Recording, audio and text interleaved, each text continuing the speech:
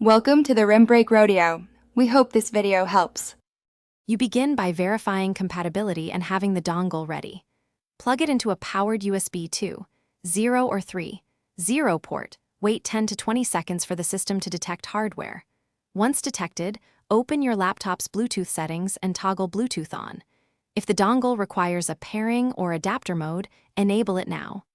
Make sure Windows or your OS shows an external Bluetooth adapter. If not, try a different port or confirm power connection before moving on. Once the adapter appears, install the vendor driver or let the operating system complete auto installation. Open Device Manager to verify no yellow warnings exist. Next, put the peripheral in pairing mode, and in Bluetooth settings, select that device from the discovered list. You'll often see a PIN or confirmation request. Approve it on both ends to authenticate.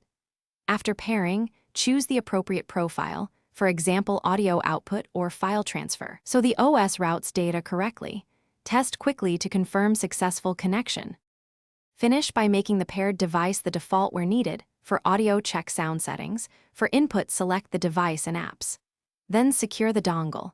Change power options so the USB isn't suspended, and schedule driver updates to keep firmware current. If you experience failures, try a simple sequence. Switch to a different USB port, unplug and replug the dongle, then reinstall the driver. As one key troubleshooting tip, restart the system's Bluetooth service or the laptop. That often clears soft conflicts and restores pairing. Thanks for watching. Consider subscribing if we helped you.